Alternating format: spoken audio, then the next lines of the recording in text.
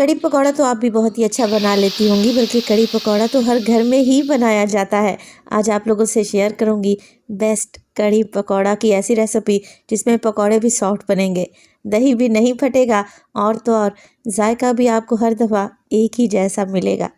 बिस्मिल्लाहिर्रहमानिर्रहीम, अस्सलाम वालेकुम। खुश रहें, आबाद रहें, जहाँ भी रहें हैप्पी रहें और हेल्दी रहें। तो मैं हूँ फ़ायज़ा और वेलकम करती हूँ आपको चटपटे पकवान में एकदम मुंह में पानी ला देने वाला कढ़ी पकौड़ा कैसे तैयार किया जाता है बताऊँगी आज की इस रेसिपी में।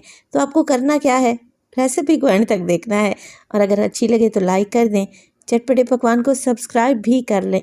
तो चलें फिर super tasty super easy kadhi pakora बनाना स्टार्ट करते हैं। तो जायकेदार कढ़ी पकौड़ा बनाने के लिए सबसे पहले तो ले लिया है मैंने जूसर ब्लेंडर वाला जग, जो कि हर घर में मौजूद ही रहता है। इसमें शामिल करूंगी मैं दही, 3 कप दही का इस्तेमाल कर रही हूँ और अगर वज़न में देखें इस दही को तो 700 ग्राम के बराबर है।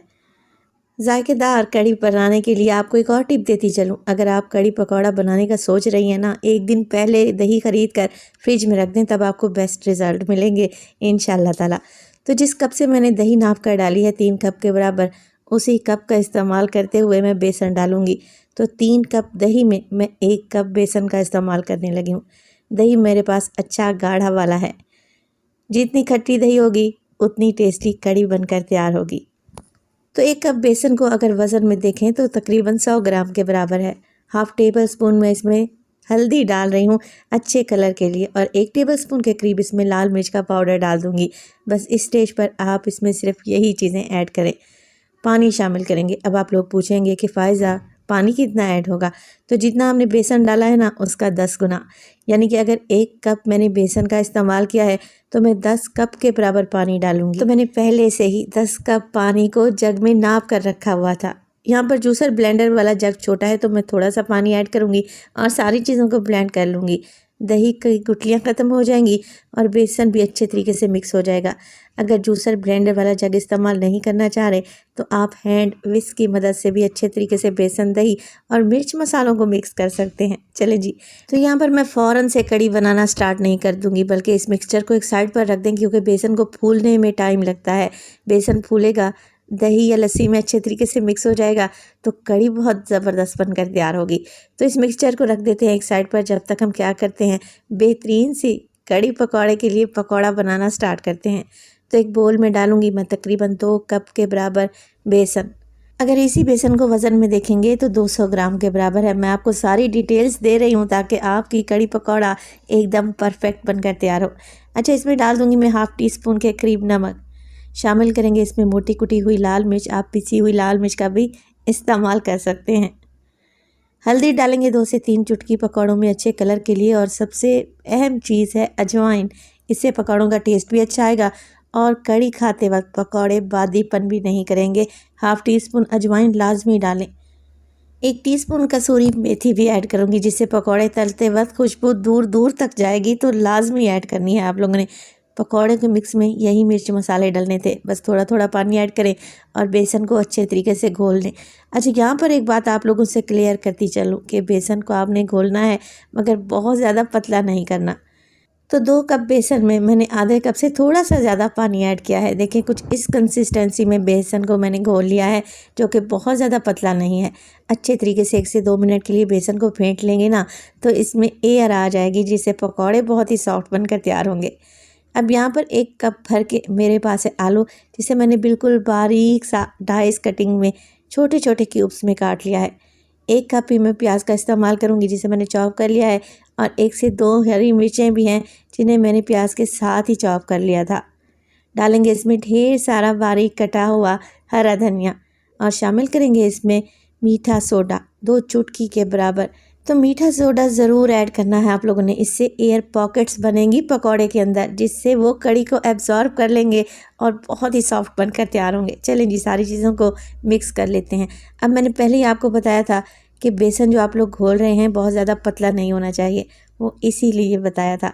देखें पकौड़ों का मिक्सचर चेक कर लें, कंसिस्टेंसी ऐसी ही रहनी चाहिए। अब यहाँ पर ऑयल को मैंने पहले ही गर्म करने चढ़ा दिया था मीडियम टू लो फ्लेम पे। बस अब कुछ भी नहीं करना, गर्मा गर्म ऑयल में पकौड़े डालते जाएं और फ्राई कर लें। तो मेरे घर में तो जब भी कड़ी पकौड़ा बनता है आधे पकौड़े फ्राई करते वक्त ही फैमिली वाले खा जाते हैं। आपके घर में क्या सीन है कमेंट सेक्शन में लाजमी शेयर कीजिएगा। तो देखिए माशाल्लाह से पकौड़े कैसे फूल रहे हैं और कितने जालीदार हैं। ये पकौड़े ऊपर से क्रिस्पी और अंदर से एकदम सॉफ्ट बनकर तैयार होंगे। आलू को मैंने बिल्कुल बारीक छोटा छोटा सा काटा है ना, जल्दी से गल कर तैयार हो जाएंगे। अच्छा, आलू के अलावा आप इसमें पालक भी ऐड कर सकते हैं, उससे भी पकौड़े बहुत ही टेस्टी बनते हैं। तो यहाँ पर जैसे ही गोल्डन कलर आ जाएगा मैं पकौड़े निकाल लूँगी और बाकी के भी ऐसे ही फ्राई कर लूँगी। और इसी स्टेज पर अगर तो रेसिपी आप लोगों को ज़रा सी भी अच्छी लग रही हो, रेसिपी को लाइक कर दिया करें और चटपटे पकवान को सब्सक्राइब भी कर लें। आप सब लोगों का बेहद शुक्रिया। मैं आपको पकौड़े चेक करवाती हूँ। तो माशाल्लाह से देखें कैसे जालीदार पकौड़े बनकर तैयार हुए हैं और एकदम सॉफ्ट से। अब इन्हें घर वालों से छुपा कर एक साइड पर रख दें। चलते हैं कड़ी की तरफ। तो एक बड़ा सा बर्तन ले लिया है मैंने और कड़ी को तड़का लगाने के लिए डालेंगे इसमें आधा कप के करीब कुकिंग ऑयल। शामिल करेंगे इसमें मेथी दाना 1/4 टीस्पून के करीब, क्योंकि इसका टेस्ट कड़वा रहता है, मिकदार में थोड़ा ही ऐड करें। राई दाने का इस्तेमाल करूंगी मैं इसमें 1/2 टीस्पून। और इसके अलावा शामिल करेंगे साबित सफ़ेद ज़ीरा 1 टीस्पून। 1 टीस्पून ही मैं इसमें डालूंगी साबित धनिया। आप इसे मोटा मोटा सा कूट कर या क्रश करके भी डाल सकते हैं। कड़ी के तड़के में इस्तेमाल करेंगे कसूरी मेथी का 1 टीस्पून डाल रही हूँ। यकीन करें खुशबू दूर दूर तक जाएगी। इसके अलावा डालूंगी मैं इसमें 2 से 3 हरी मिर्चें, मोटे वाली हैं, काट कर डाल दें कड़ी में अच्छी खुशबू के लिए। चलें जी, इसके अलावा कड़ी बन रही है तो शामिल हो जाएगा इसमें कड़ी पत्ता। अक्सर आप लोग पूछते हैं कि मैं ये फ्रेश कड़ी पत्ता कहाँ से लेती हूँ, तो मैंने इसे अपने गार्डन में ही ग्रो किया है। 8 से 10 कड़ी पत्ता ऐड करेंगे और डालेंगे इसमें 1 टेबलस्पून लहसुन अदरक का पेस्ट। चलें जी, अब फ्लेम को मैंने ऑन कर लिया है। यहाँ पर सब चीज़ों की भुनाई करूँगी, मगर ना ही अदरक लहसुन को कोई कलर देना है और ना ही मसालों को जलाना है। बस जैसे ही अदरक लहसुन से अच्छी सी खुशबू आने लगेगी ना, मैं इसमें डाल दूँगी कड़ी के लिए मिक्स दही और बेसन का, जो मैंने पहले से बना कर रखा हुआ था। तो जितनी देर में मैंने पकौड़े फ्राई किए हैं, बेसन भी अच्छे तरीके से दही में फूल चुका है। माशाल्लाह से आप चेक करें कितना स्मूथ सा लग रहा है। अब सारा का सारा मटेरियल डाल दिया है मैंने कढ़ाई में। अब इसमें डालेंगे मज़ीद पानी। तो टोटल 10 कप पानी कहा था ना मैंने, आधा पानी मैंने जग में ऐड किया था, आधा बचा कर रख लिया था। सारा का सारा पानी ऐड कर दें। बस जी, अब कुछ भी नहीं करना, कड़ी के सर पर खड़ा होके कड़ी को पकाना है। क्योंकि अगर आप चलाना छोड़ देंगे ना तो क्या होगा, दही फटने का ख़तरा रहता है। तो बस मीडियम टू लो फ्लेम रखें और जब तक एक अच्छा सा बॉयल नहीं आ जाता कड़ी को मुसलसल मिक्स करते हुए पकाएं। तो देखिए 5 से 6 मिनट में ही कड़ी में अच्छा सा उभार यानी कि बॉयल आना स्टार्ट हो चुका है। अब देखें जैसे ही बॉयल आएगा ना, मिक्स करें और नमक डालें। इसीलिए नमक मैंने पहले ऐड नहीं किया था, नमक को बाद में ऐड करें, इससे कड़ी फटेगी नहीं। तो नमक डाल रही हूँ मैं 1/2 टेबलस्पून, आप अपने टेस्ट के मुताबिक शामिल कर दें। अब कड़ी में बॉयल आ चुका है, फ्लेम को लो कर दें और बस कड़ी को कढ़ने के लिए छोड़ दें।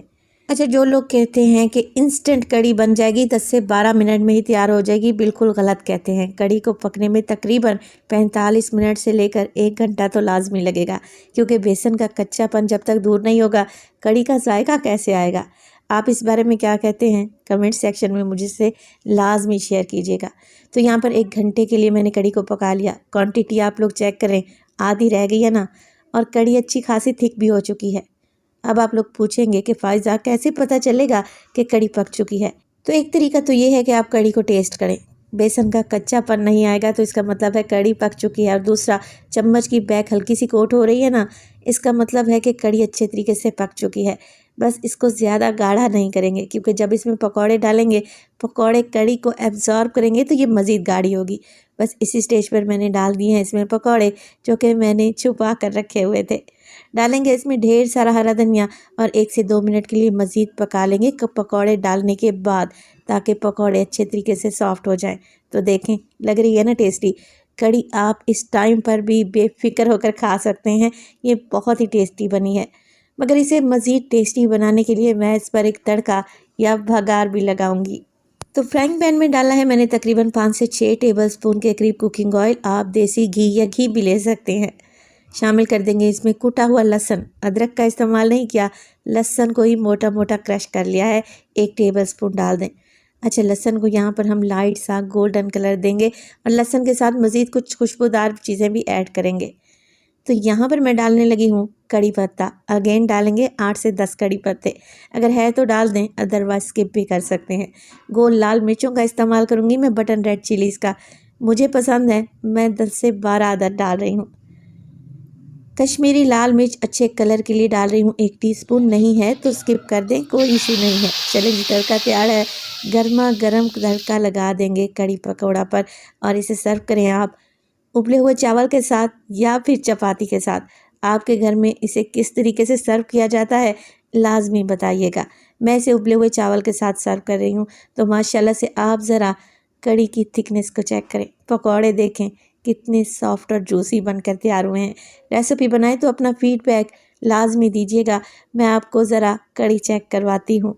तो माशाल्लाह से बेहतरीन खुशबूदार कड़ी पकौड़ा बनकर तैयार है। पकौड़े भी एकदम सॉफ्ट बने हैं और कड़ी भी स्मूथ और सिल्की है। तो रेसिपी को बनाना तो बनता है। रेसिपी पसंद आए तो लाइक कर दें और चटपटे पकवान को सब्सक्राइब भी कर लें। अपना बहुत सारा ख्याल रखिएगा। फ़ाइज़ा को अपनी दुआओं में याद रखिएगा। मुझे दीजिए इजाज़त। टिल देन, अल्लाह निगहबान।